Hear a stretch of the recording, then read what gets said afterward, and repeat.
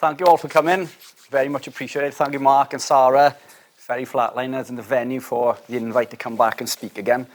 It's been a little while since the last talk that we've done.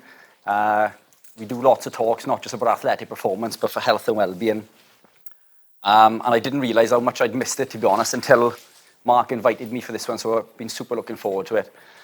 I'm going to run through a presentation. It's all evidence-based. Any questions, we'll save them till the end, because I'm going to invite one or two of you that have kindly come today to speak about their own experiences along their keto journey.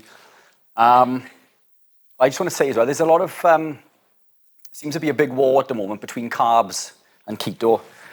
I don't know if you've realised. I'm not here to put down any carb training, any carb lifestyle. But there's a lot of misconceptions surrounding what keto is, and all I'm hoping to do now is supply the evidence, because science changes, the evidence changes, but I think quite often people get stuck in their ways, and we're all told by society that this is the way to do things, and we get stuck in our rut. When I started my journey, where I am now is not where I was in the beginning. My beliefs in diet and nutrition have evolved. So what I practice now and the way that I live my life now is different to what it was in the beginning. So we've got to be open, to this knowledge, to this research, and that's what I'm going to show you today. And hopefully you'll take something away from it. And I'm sure you'll all take something away from it. So the boring part, a little bit about me. Can you guys see that there? Can you see that, right? Try to stand back a little bit further. We're falling over these leads. So this used to be me. I was clinically obese. I was type 2 diabetic. I suffered with daily debilitating migraines, chronic fatigue, depression, anxiety, arthritic pains. And in my mid to late 20s, I could barely walk up the stairs without stopping and being severely out of breath. I tried every diet and lifestyle you can think of. Yes, I had spells where I ate really dirty, but I did genuinely try to eat healthy. I ate off the food pyramid, the Eat Well plate. I ate all the foods that we're told are good for us, and I just put further weight on and became more unwell. A super long story short, I know Sarah's timing me because she's always having a pop at me for spending too long talking. But super long story short, I adopted a lifestyle. I lost 107 pounds, I reversed my diabetes. I was medication free. The migraines that I used to suffer with every day, the debilitating migraines that would make me blind, had disappeared. I was now full of energy, pain free, and as depression and anxiety free as you can be. And I say that because I think anyone that's suffered with any of those will understand that it's always there. Depression, anxiety are always there, like a little monster or a little gremlin on your shoulder. But I certainly wouldn't be up speaking in front of all you if I was still suffering with anxiety in particular. But this is what the lifestyle has done to me. So this is a snapshot of my body fat percentage, my visceral fat, and my body fat mass. So I decided to promote my lifestyle by competing. So I began, as I lost the weight, I began leaner and I began building muscle, which everyone says you need carbs to build muscle, but I managed to build muscle without it. So I decided to compete in men's physique bodybuilding, as you can see there. So this was shortly after the British Championship. And these were my stats. So I was carrying 2.3 kilograms of fat in my whole body. 2.3 kilograms in my whole body. My body fat percentage was 3%. Am I genetically gifted? No. This is where I came from. This was my old man, passed away last year of heart complications. And as you can see a little bit of me in the face. This is where I was heading. So it's not my genetics. I haven't achieved British Championship and European Championship through genetics. I am not genetically gifted. Our genes do define us, but we can control our genes through something called epigenetics. And up to 80% of those can be controlled through diet and lifestyle. So how we live our life and the foods that we consume. So I've beaten my genes. The reason that I win the competitions isn't because I'm genetically gifted or I'm better than everyone else. It's because I'm utilizing a tool that nobody else is using. So after all of this, I've decided I quit my job. I was a purchasing manager for an electrical engineering company. I walked away from that. Amanda and I put everything we owned into the business, and we began keto coaching for free.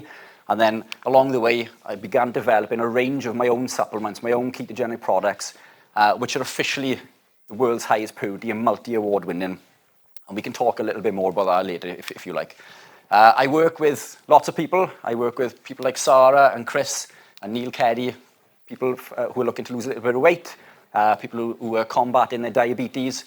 I also work with athletes and TV personalities like Adriana Christophe, Shane Williams, Tim, some of you may know, local athlete, CrossFit Aylesbury. Some of these are keto, some are not, some are just used as supplements, but these are the types of people that I work with. And part of what I do a lot of public speaking events. I get invited to talk to the medical community, and I've been invited on lots of podcasts recently. This podcast with Craig Harper went number 7 in the world on Apple Podcast. And the reason I put that up there is that the information I'm going to show you is going to literally go against the grain, pun intended. But this is how highly regarded it is within the nutritional and athletic community. This one, number 7 in the world, of the millions of podcasts that are released every day. So, improving and optimizing athletic performance. These are my 3 pillars. These are my pillars of athletic performance. So, in my opinion, to improve athletic performance, we need a good power to weight ratio, and to achieve this, we need low body fat and we need more lean muscle. We need to repair, rebuild, and recover. For this, we need quality nutrients and we need bioavailable nutrients. And we need lots of energy. We need superior energy. We need energy on demand. So I'm going to run through my little story, and these are some of the characters in my story: macronutrients, hormones, and drivers of certain metabolic illnesses. This is the Eat Well plate. This is what we're told as a society is good for us. This is what we're told is healthy. This is high in grains, vegetables, fruits, and contains a little bit of protein, but predominantly, as a macronutrient split, it's high in carbohydrates. 70 to 80% of this meal is carbohydrate-based, with a moderate protein and low fat. This is generally what we're told is healthy within society.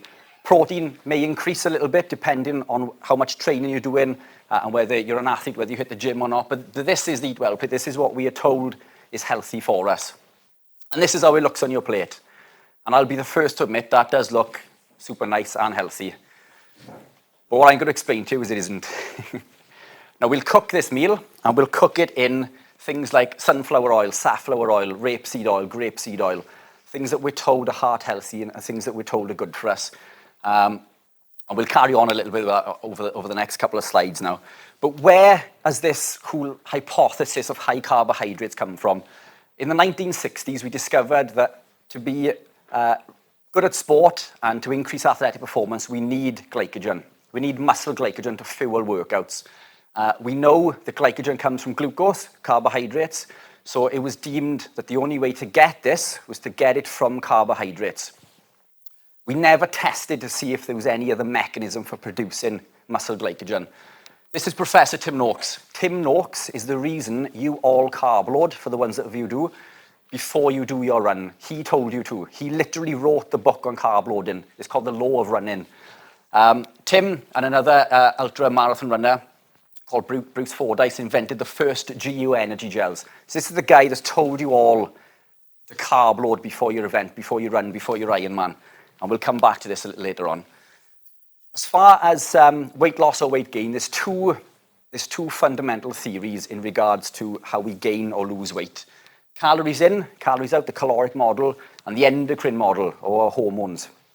The caloric model is the predominating theory. This is the one that everybody buys into, and we're told that everything about weight gain, weight loss is all down to calories. But what I'm going to show you is it isn't. It's not the calories. Energy needs to be accounted for, and I use the term energy over calories because not all calories are created equally. It is ultimately our hormones that govern whether we gain or lose weight. And the reason being, the caloric model doesn't account for the effect of insulin, it doesn't account for the thermic effect of food, it doesn't account for metabolic rate, and it doesn't account for ketogenesis. And again, I'm going to explain these one by one. Regardless of what diet or lifestyle we live, we know that if we want to lose weight, we need to reduce sugar. So we know that sugar is our enemy. So this is sugar, but all of these are sugar too. Some of them we regard as being healthy because all carbohydrates break down to sugar without question. So when you look at the back of a packet and it says carbohydrates 80, of which sugar is 5, for example, 80 grams of those carbohydrates are sugaring eventually.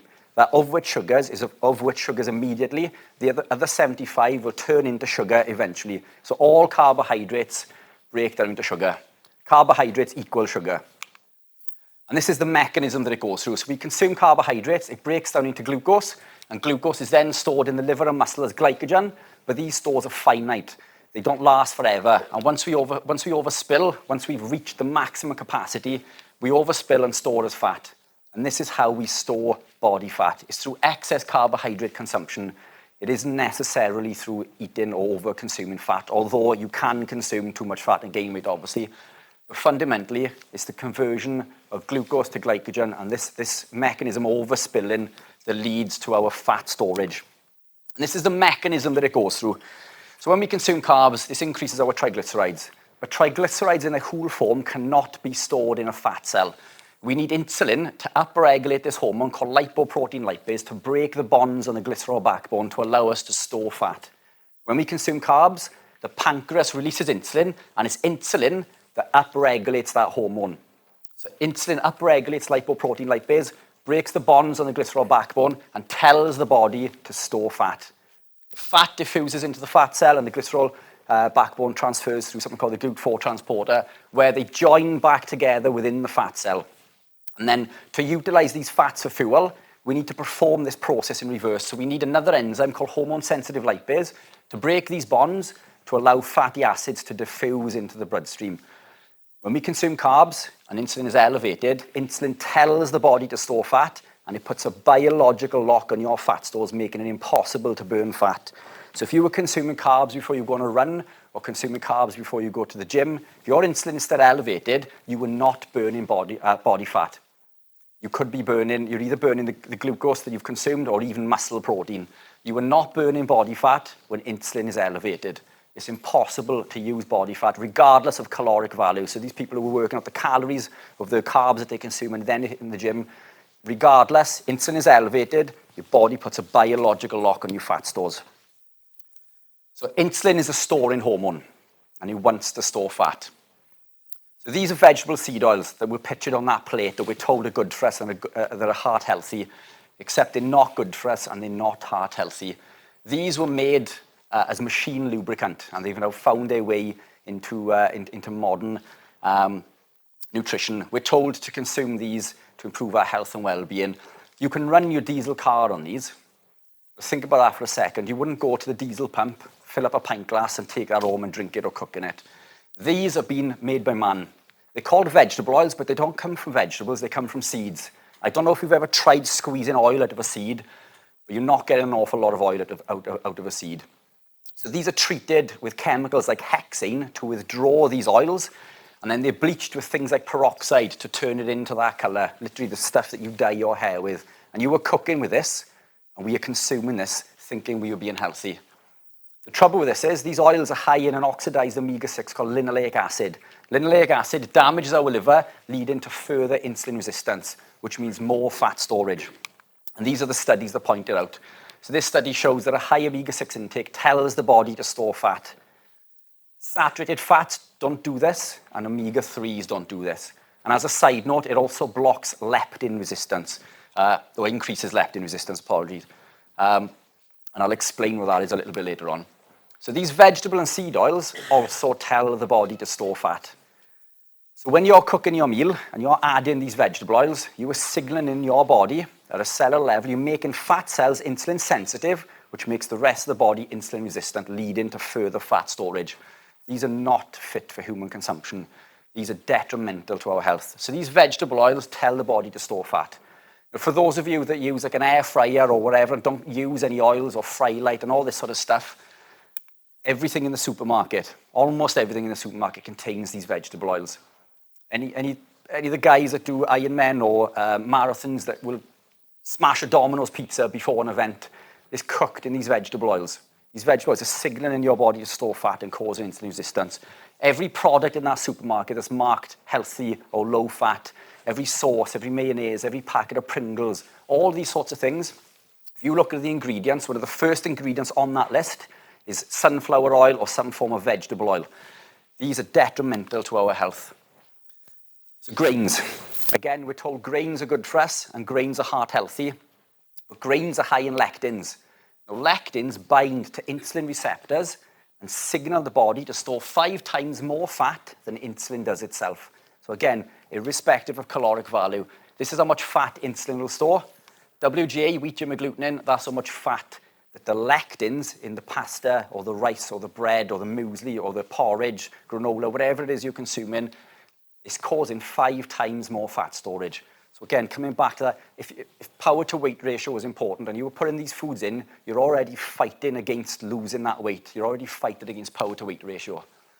So leptin. When we consume food, the body releases a hormone called leptin, and it's leptin that tells us that we're full. It tells us that we're eating and that we're satisfied. These lectins block leptin. These lectins block our body's ability to tell us that we've eaten, therefore leading to overconsumption. So these are full of lectins. Again, this isn't healthy. If this power to weight ratio is so important, this is the opposite to what you need to be consuming. I haven't put this up there by mistake.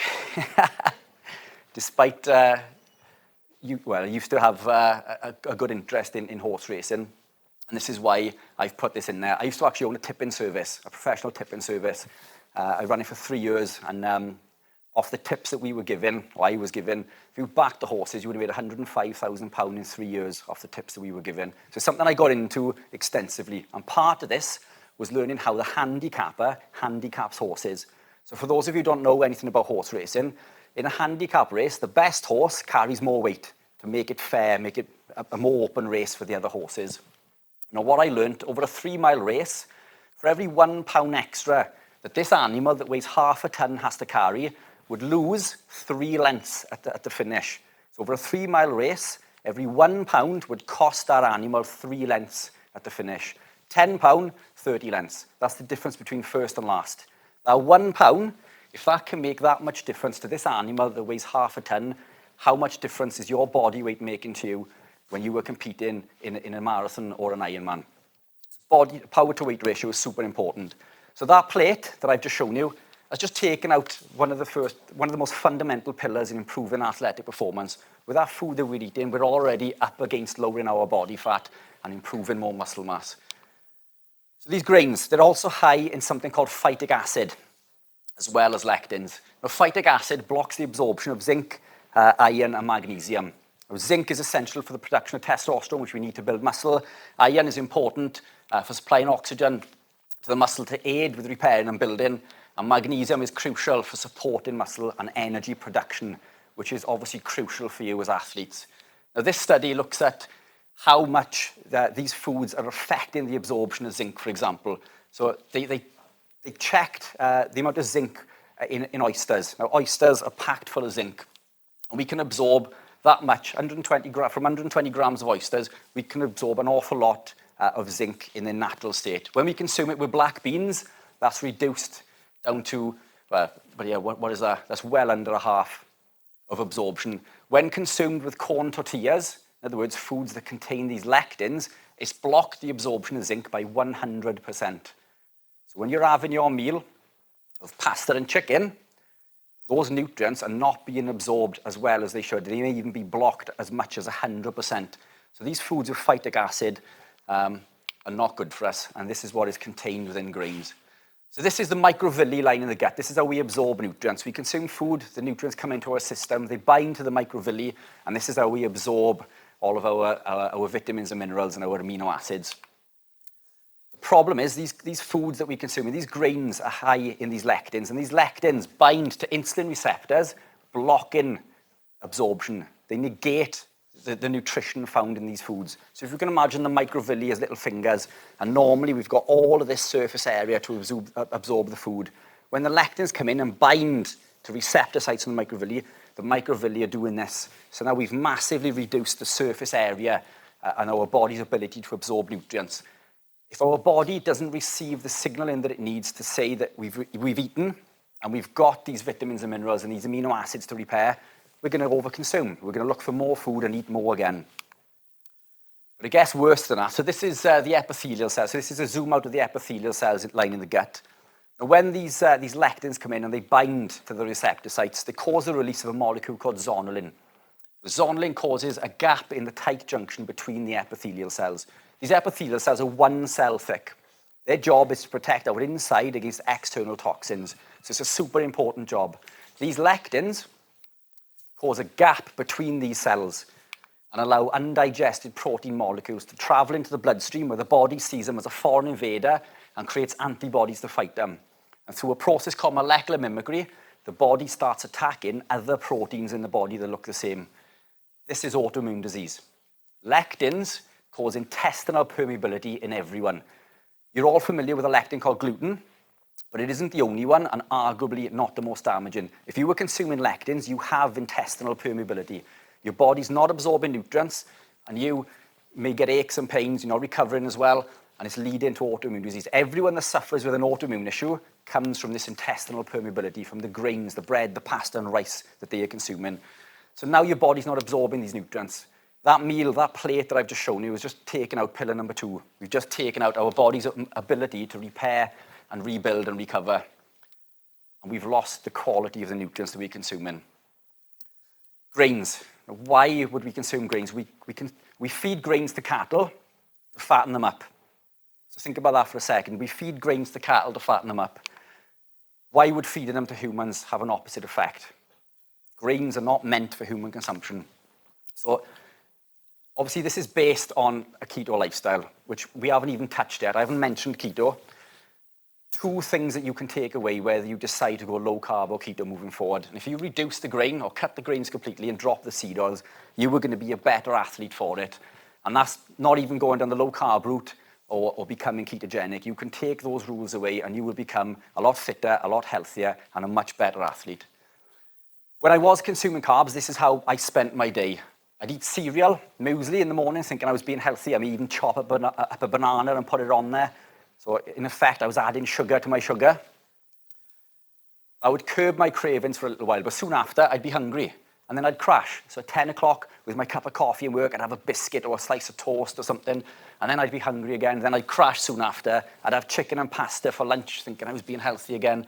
And then soon after that, I was hungry. And then so my day was spent spiking. My energy levels were spent spiking and crashing, which I'm sure a lot of you, if you're fueled by carbs, can attest to.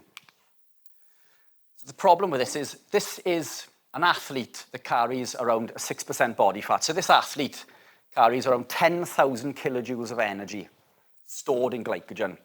So the carbohydrates this athlete is consumed will store 10,000 kilojoules of energy. That isn't an awful lot of energy. When I think of an athlete, I think of someone that can go off and run miles and miles and miles without having to smash down these energy gels and bonk every 2 minutes and start crashing and burning. To me, an athlete is somebody that's going to, I compare it to driving my car. If I'm going to drive my car to Scotland, I want to drive on 1 tank of fuel. I don't have to stop and refuel all the way or check the oil or put air in my tyres. So this is what happens when we're consuming carbs. When we're fueled by glucose, we've got a finite amount of energy. So through these events, particularly Ironman events, you're constantly trying to refuel, replace this energy. We went to support Sarah in the marathon recently. They had buckets of sweets for the runners running past. And that's what they need to do to keep refilling. But to me, in my mind, that isn't an elite athlete. So let's take it down to a cellular level. So this is cellular respiration. This is how we create energy at a cellular level. So this is through glycolysis. Glucose will create pyruvate and put that into the Krebs cycle, and we'll create energy, we'll create ATP. Along this chain, we use another molecule called NAD. Any of you familiar with NAD? No? So NAD is nicotinamide adenine dinucleotide. Mouthful for you. So NAD plus redox reactions are a key component for cellular energy creation when NAD plus is converted to NADH. So we need to convert NAD plus to NADH. NAD plus is required for fundamental biological processes to occur. But if the body has a limited supply, as NAD plus declines with age, and it is crucial for the requirement of and the functions of sirtuins, which are a group of proteins involved with critical cellular processes. So these NAD molecules are super important. We can't create energy without them, and we can't live without them. Low levels of NAD plus has been shown to lead to oxidative stress, cardiovascular disease, cancers, and all sorts of issues. But it gets worse. So fatigue, a low NAD plus to NADH ratio leads to fatigue, weight gain, and metabolic syndrome. All of these things as an athlete you don't want. So NAD, nicotinamide adenine dinucleotide, is super important. We need a high level of NAD plus to NADH. So this is what happens when we produce or utilize one glucose molecule. Every time we process one glucose molecule for energy, it costs the body 2 NAD plus molecules. When we create ketones, we use 1. Being ketogenic or ketone production is 400% more efficient at producing energy at a cellular level than glucose is. At a cellular level, the production of ketones is 4 times greater. So now we've just taken out the last pillar of my athletic performance. So just to recap, carbohydrates raise insulin. Insulin is a storing hormone, and it wants to store fat. Vegetable and seed oils create insulin resistance, and this leads to further fat storage. Grains and seed oils cause inflammation. They block leptin and lead to overconsumption, which means to, further fat storage. Lectins cause 5 times more fat storage than insulin does itself. Lectins block the absorption of other nutrients, which that is, as I say it, as an athlete, that should tell you everything you need to know about these foods that contain lectins. We don't want lectins in our diet. Lectins damage the gut, leading to autoimmune disease. So if this isn't the answer, what is? Well, let's look at a fat-adapted athlete. So this is the same athlete, 6% body fat. This athlete can carry 150,000 kilojoules of energy in stored body fat. That's 15 times more energy than that glucose or carb-fueled athlete. And typically, this is what we eat. This is what someone living a ketogenic lifestyle would eat. Now, when I ask people what this looks like, the first reaction is, well, that looks like healthy food. And this is what keto is. The worst thing about keto is it's called keto. It's a scary word. These are the foods that we eat. These are real foods. These are foods that have been untouched and unprocessed by man. Which brings me on to the next point. So the thermic effect of food, which is one of the other factors that is not the caloric model that governs whether we gain or lose weight. So protein spends 25 to 35% of its energy, of its calories to process, absorb, digest. Carbohydrates spend 5 to 10, and fats is 0 to 5. So if you remember that diagram I showed you with the Eat Well plate in the beginning, which is predominantly carbohydrate-based, if we were to swap the caloric source, instead of carbohydrates, and swap it for protein without changing the overall caloric value based on 2,500 calories per day, we would increase metabolic rate by 380 calories per day. The body would waste or spend an additional 380 calories per day just to process that protein, not going or reducing calories, just changing the source of the calories. This is a study that looks at low carb. So not even going down the keto route, this is low carb. This study was isocaloric. Everybody was on the same calories. And what the study shows is the difference in metabolic rate between the low carb and the high carb group increased on average to the sum of 278 calories per day. So if we were to buy into the whole hypothesis that 3,500 calories would equate to a pound of fat gain or fat loss, which it doesn't, but let's play the caloric value in its own game. If we were to say that it did, then that 278 multiplied by 365 would equate to 28 pounds, 2 stone. So basically, if you had a carb athlete and a low carb athlete, that low carb athlete would be 28 pounds of body weight better off each year compared to that athlete who is consuming high carbohydrates. So I haven't even mentioned keto until now. So what is keto? A lot of common misconceptions. Keto is a metabolic state. It's our natural metabolic state. It's the metabolic state we're born in, and it's the metabolic state that we've evolved in our entire existence. So this isn't new. It isn't a fad. This has been around as long as man has. We've evolved this way. And in super simple terms, we can either use carbs for fuel or we can use fats for fuel. And when we reduce carbs, we use more fat for fuel. To achieve this, we need a state of low insulin, elevated glucagon, and carnitine. The body will create carnitine naturally, but again, those stores are finite and we need external sources. So to look at the macronutrients that have the biggest effect on our insulin is carbohydrates. Carbohydrates have a massive impact on our insulin. Protein is a moderate effect, and fat is very little. So if we reduce those carbohydrates and increase our proteins and fats, this will allow us to become ketogenic. So this is my rule number 3, is reducing carbohydrates. And most people around like the keto community will preference this first. But I've done grains and seed oils because this is something that anybody can take away and change and improve their health and well-being. So now that we've reduced carbohydrates, we've depleted our glycogen stores, our muscles are now free of glucose, and this allows those fatty acids, insulin's low, this allows fatty acids to diffuse into the bloodstream, which are sent to the liver, where the liver creates them into ketones, and then these ketones are sent to the mitochondria in the cell for the cell to use for energy. So now that I'm adapted, my energy isn't spent spiking and crashing anymore. My energy is a lot higher, it's a lot stable. I don't get those peaks and troughs, those spikes and crashes. My energy is a lot higher, a lot more stable, and I don't feel as hungry as often as I used to. So these are the energy systems. So as an athlete, these are really important. These are the three main energy systems. So we've got the phosphocreatine or the PC system. So you don't use glycogen or fats for this. This is done by creatine, phosphocreatine. This is our explosive movements. The aerobic system, fat burning, keto, great, fantastic. But this is the one that comes into question. So as an athlete, training at high intensity, can we utilize that glycolytic energy system because we are not consuming glucose to convert into glycogen? So let's see what the science says. Now, what I wanted to explain earlier was I'm in pursuit of optimal health. My goal is to be as healthy as I can.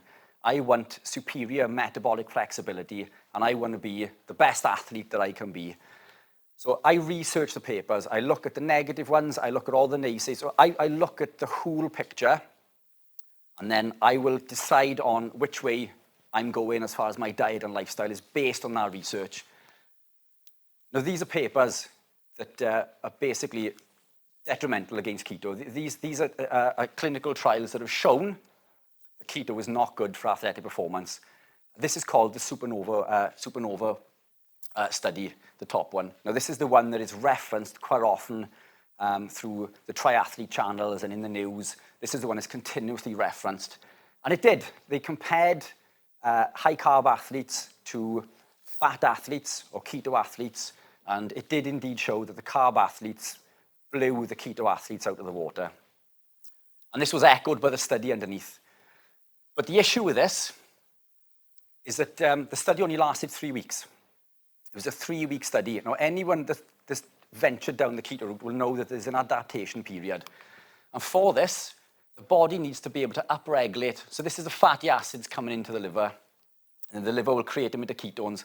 And then these MCTs, or monocarboxylate transporters, not to be confused with medium-chain triglycerides. These are transporters that transport these ketones that the liver's just made into the muscle. And then we've got these enzymes. These transporters and enzymes need to be upregulated. And it takes a minimum of 12 weeks to upregulate these transporters and these enzymes. So those studies that are based on 3 weeks, they're not looking at keto-adapted athletes. Now, what that study did show was it showed that there was an increase in fat oxidation by just under 2 grams per minute, which is a massive amount. But yet, despite converting that fat into energy, those athletes couldn't utilize that at high intensity. So let's look at a couple of studies that looked at keto-adapted athletes who have been adapted for 12 weeks. So this study also showed an increase in fat oxidation. So the keto-adapted athletes increased fat oxidation by twice as much as the carb athletes, but the other study showed this. So what's different? But we saw in the previous study that the athletes were unable to perform at high intensity, and that was the big bugbear with these other studies, that these athletes, when they had to push the button, they couldn't perform at high intensity. But these carb athletes, this study, so the high carb athletes had very low rates of fat oxidation compared to the low carb athletes, and they were able to metabolize the fat at an average rate of over 1 gram per minute at 82% of VO2 max. So an elite marathon runner will run at 82% VO2 max, high intensity. The low carb group will manage to metabolize fat at high intensity at a much higher level, going against what this other study showed. So given time to adapt, these 12-week adapted athletes upregulated these monocarboxylate transporters and these enzymes, and they were able to utilize fat for fuel efficiently.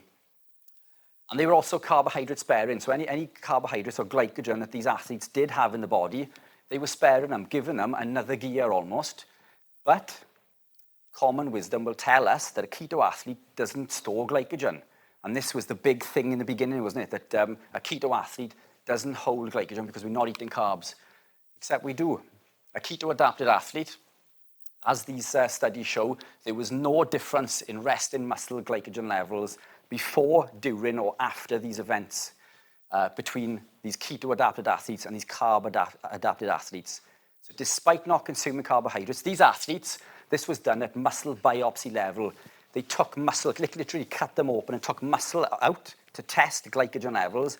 The keto-adapted athletes managed to maintain and create the same glycogen levels as the keto athlete. Now, at the end of this, they give the carb athletes a high-carb shake, and they give the fat-adapted athletes, or the keto athletes, a high-fat shake. Both still maintained equal levels of glycogen. So you do not lose glycogen levels as a keto-adapted athlete. So let's have a look at another one. So this study included high-level endurance athletes from triathlon, cycling, and marathon, and were put through endurance events, strength, and high-intensity interval training. This was an awesome study. These people were self-selected, so they chose which group they were going to go into, and they were given 12 weeks to adapt into eating that way. So the carb athletes continued eating the carbs. These people who went into the low-carb group began eating like the keto way of life for 12 weeks, and then they were tested on a 100K time trial. And this is what the result showed. The low-carb group improved their time on average by just over 4 minutes.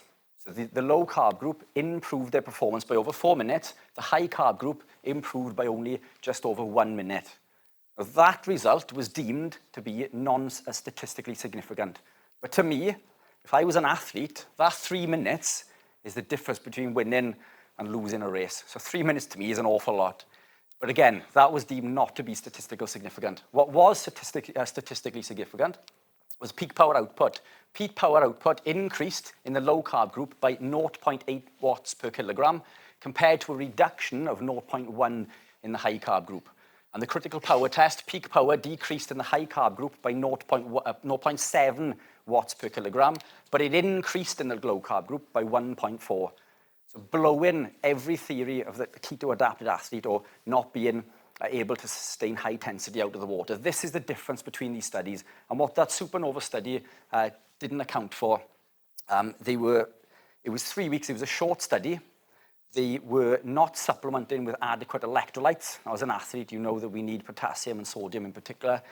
And their nutrition wasn't on point. They weren't feeding them the right amount of protein. And this is all in the paper. So if you want to look at this, you can see that what they were giving them, or what they were consuming compared to the low-carb group, nutritionally, wasn't adequate. And this is what the research shows continuously, time and time again, paper after paper. So this is another study that looks at strength performance in artistic gymnasts. So gymnasts want to be light. Again, this power to weight ratio, regardless of what discipline you work in, power to weight ratio is really important. For a gymnast, they want to be light, but they want to be strong.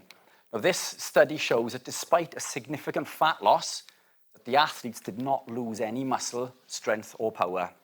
Now, one of the biggest factors about going low carb is you need carbs to build muscle. Can't build muscle without carbs, except that's not what the research shows. So the research shows, this study looked at the co-ingestion of carbohydrates with protein and showed that there was no improvement on muscle protein synthesis when carbs were consumed with protein compared to when adequate protein was consumed by itself. Therefore, carbs had no impact on building muscle whatsoever. And again, another study. And this study after study after study that shows carbs do not build muscle. They increase insulin. Despite an increase in serum insulin levels, this did not further augment muscle protein synthesis. What does build fat? Muscle, sorry, not fat. We know insulin stores fat. Protein and fat builds muscle. Protein, the co-ingestion of protein and fat increases muscle protein synthesis. Protein and fat is a ketogenic lifestyle. Obviously, there's different types. People adhere to higher fats and lower proteins, but my approach is prioritize your protein. Always prioritize your protein. Protein is the most important macronutrient.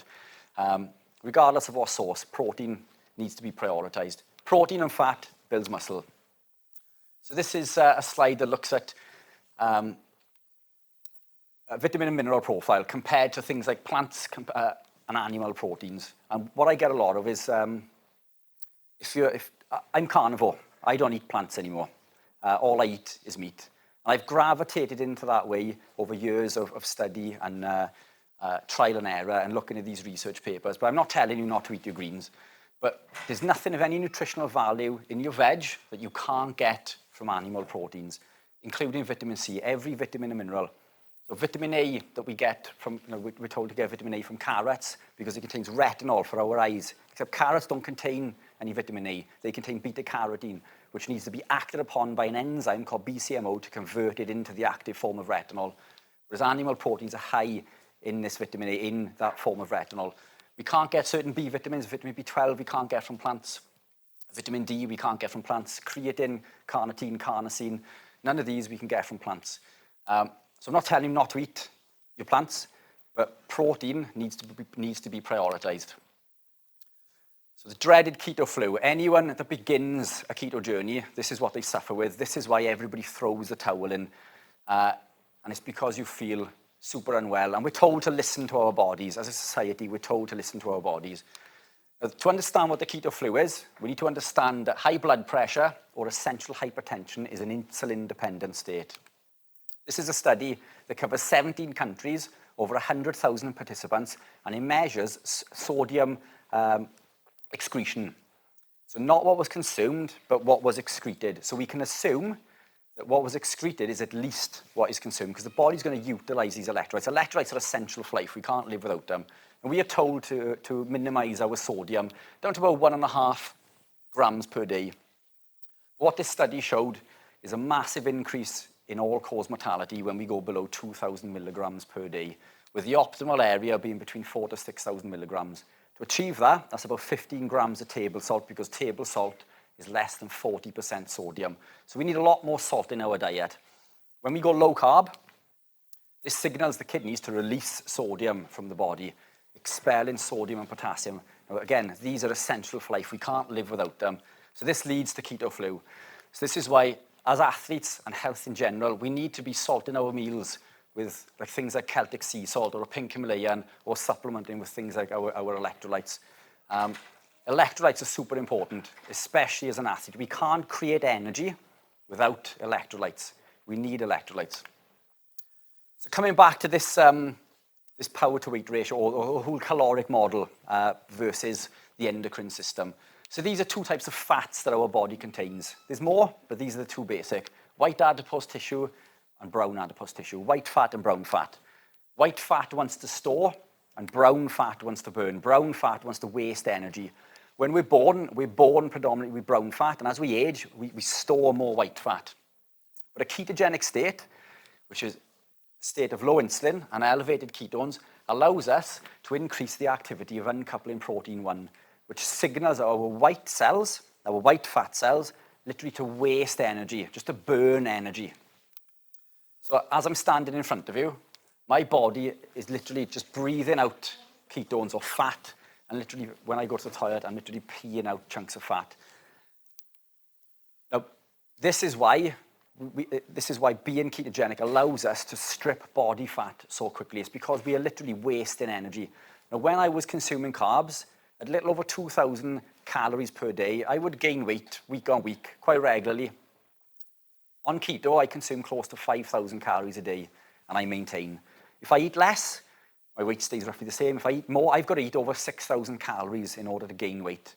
I've just been eating ad lib lately. I've been eating to satiety, and I've lost, I think it was Mark, 5K in the last couple of weeks, because my body's not hungry. I'm not consuming those foods that are blocking, the microvilli from absorbing the nutrients. I'm not blocking leptin, and my body's receiving all the nutrients it needs. So without even trying, I've managed to drop 5K quite effortlessly. But it isn't the calories, and that's important to remember. It's not the calories, it's the effect on insulin. But this is how powerful being ketogenic is. So I want to run through some studies with you.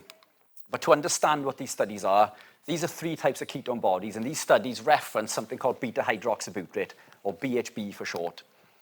So being ketogenic, or supplementing with ketones, reduces inflammation by blocking a pathway called NLRP3 inflammasome.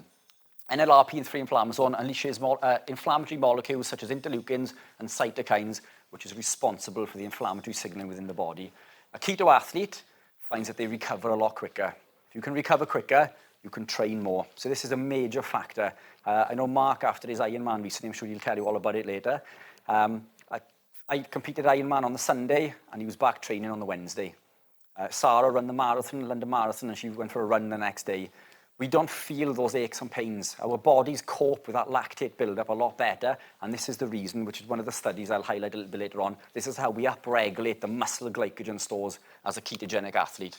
It fights oxidative stress. So coming back to these NAD and NAD plus to NADH ratio, this is how our body fights our oxidative stress, and there's 2 more studies referencing that. Enhances gene expression. So gene expression is how the cells in the body interpret DNA instruction. BHB improves gene expression by making genes, more important genes, available for expression, like FOXO genes and MTL. Strengthens bones. Keto's been shown to strengthen bones. Now, that other study, the Supernova study, showed a drop in bone density. And again, the reason being for this, for us to build bone, we think we need calcium. We don't just need calcium. Bone is mineralized protein. We can't make bone without protein and without minerals. We were lacking protein within that study, and we were lacking adequate minerals. So that saw a decrease in bone density. Being ketogenic allows us to build. So studies have shown that populations over the age of 65 who suffer with osteoporosis are able to reverse osteoporosis and build or reverse bone degradation and increase bone density by consuming more protein. Again, coming back to the protein super important, and electrolytes, potassium and sodium in particular. And we also need chloride. But chloride's found in the foods that we eat readily. Supercharges cognition. If you're on the bike in an Ironman and you need to think quick, well, BHB crosses the blood-brain barrier easily to supply the brain with over 70% of its fuel. If you're a rugby player or a football player and you need to make quick decisions, the brain is firing on all cylinders. Only those of you who have lived a keto lifestyle can think to what I'm saying, can attest to what I'm saying. It's almost like this fog has been lifted and you can see clearly, and your brain is just going 100 miles an hour. Your brain is being fed with this energy because this BHB will breach the blood-brain barrier when glucose can't. Increases heart function, super important as an athlete. So BHB has been found to increase mechanical efficiency of the heart by as much as 30% and blood flow by as much as 75%. Super important as an athlete and health and well-being in general. And again, more studies coming or gravitating around athletic performance on keto athletes. So being ketogenic improves performance during endurance exercise by utilizing ketones for fuel. So ketones decrease fatigue and they block the hydrogen ions, which is responsible for that burning sensation we feel in. Being ketogenic, a keto-adapted athlete can upregulate the lactic acid system and send lactate to the liver to be recycled in glycogen, which is sent back to the muscle at a higher rate than a carb athlete. And this is why those keto-adapted athletes had the same level of glycogen as the carb athletes without consuming any carbs. You consume carbs for that glycogen. And what I'm telling you now, a keto-adapted athlete creates that glycogen naturally, but it's that adaptation period. It takes at least 12 weeks. So a keto-adapted athlete can upregulate these systems. So now we've restored all 3 of my pillars. We've now lowered our body fat and increased lean muscle mass. We can repair, rebuild, and recover, and we can absorb these quality nutrients and bioavailable nutrients, and we've got superior energy, and this is what keto does for you. So if being ketogenic is so good, why aren't all athletes doing it? A couple of things. One is called confirmation bias. If everybody tells you something, then you believe it. If everyone says it's true, then it must be true. We are in, excuse me, in this society that's driven by carbs. Every athlete is carbs. How are you carb loading before your marathon? What carbs are you putting in before your Ironman? That's all you hear everywhere you go. You don't hear an awful lot about being ketogenic. You don't hear much about being fueled by fat. All of these people at the top end are telling you the same thing. Coming back to that study that I showed you, the study that referenced the carb athletes beating the ketogenic athletes as well, it was done by, I think it was Louise Burke. Louise Burke's an Australian performance coach. Her facility is funded by Gatorade. So I just thought I'd put that in there. So there's all these things going on behind the scenes as well. But confirmation bias. And the other thing, what makes you think no one else is doing it? What makes you think that the other athletes are not doing it? If I was an elite level athlete and I had a secret, if I was using a tool that made me better than all of you, I'm not going to tell you about it. Why am I going to tell you what I'm doing? Because it's that one piece of information, it's that one tool that's allowing me to be number one. Dave Scott, 6 times Kona champion, is ketogenic. That's all I've got to say, really. British cyclist Chris Froome, ketogenic. There's athletes out there who are ketogenic. Sarah and I compiled a list of these. We could have put Tamps and Tamps and Tamps in, all athletes that were well known within the community. But the other thing, I'll come back to that. The other thing as well is, I was talking to Mike earlier. You see these athletes posting, I'm eating this pizza before my event tomorrow. Well, it makes you question, why are they saying this? Why are they posting all over social media? Look at the massive pizza or pasta that I'm going to consume before my event tomorrow. Because why would you be giving these little snippets away to your competition? It almost makes you think that they are doing this to push you off the track, push you away from what they are actually possibly doing. And I'm not saying they are, but it's certainly food for thought. So Professor Tim Noakes, the guy that told you to carb load in the first place. Tim Noakes, in 2016, came out and said, I apologize because I was completely wrong. The guy that wrote the book, The Law of Running, the guy that told you all to put those carbs in, is telling you I was completely wrong. For 33 years, I was part of the problem, he says. Noakes reversed his position on high carbohydrates in 2011. Even though he was an elite runner, didn't drink or smoke, he was overweight and diagnosed with type 2 diabetes. Chris Noakes is one of the leading nutritionists as far as keto nutrition goes. He was taken to court by the South African government for advising a patient with diabetes to go low carb.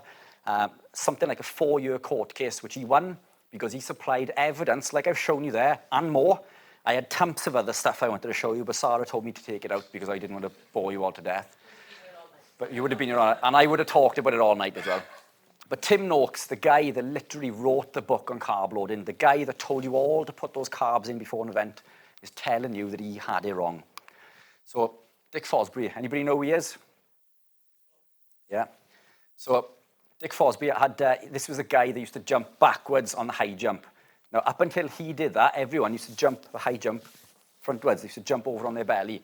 He turned up and almost ridiculed within society because he had this obscure way of jumping.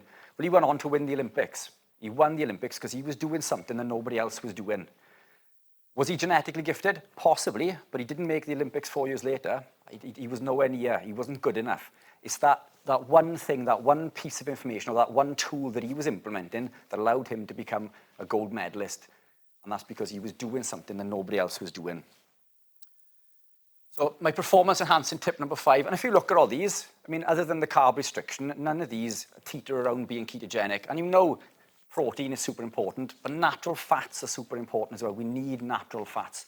Don't fear your fat. Fats do not lead to cardiovascular disease. It isn't the cause of heart disease, and saturated fats are not bad for us. All natural fats are good for us. Think of how we would have evolved through our evolutionary period. We would have spent days hunting and tracking an animal, and we would have caught and killed an animal, and we've eaten that animal in whole. We'd eat that animal in complex. That animal contains protein and it contains fat. It doesn't contain any sugar.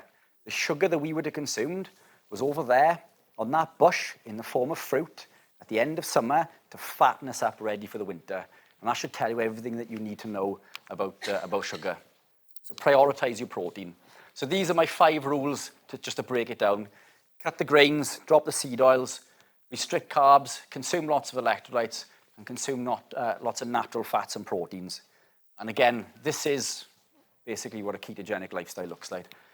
That's more me, but you don't have to be as extreme as I am. So if I go keto, does that mean I can never eat carbs again? Not at all. The beauty of being keto adapted is that you become metabolically flexible.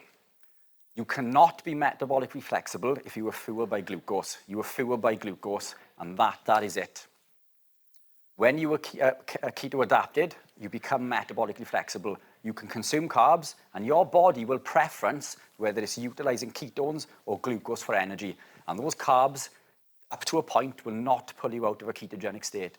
You can go out and you can eat all the foods that you want to eat. You can still go to McDonald's and Domino's and smash all the crap that you want if you wanted to. Not that I'd advise it because of the grains and the seed oils, but you can still consume these foods. It isn't game over. And a lot of athletes who are implementing carbs, when they get to the point of metabolic flexibility, some of them see an improvement in performance.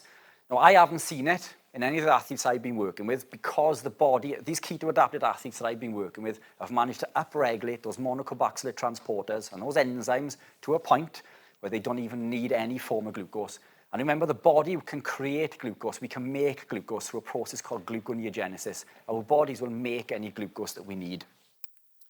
So my final thoughts. So in my opinion, and as the research tells us, eating the way our ancestors did and living a ketogenic lifestyle, consuming lots of saturated fats and proteins from high-quality grass-fed animal sources while heavily restricting or completely removing processed grains, vegetables and seed oils high in oxidized linoleic acid, and utilizing ketone bodies such as beta-hydroxybutyrate is the best way to improve our health and well-being as well as athletic performance.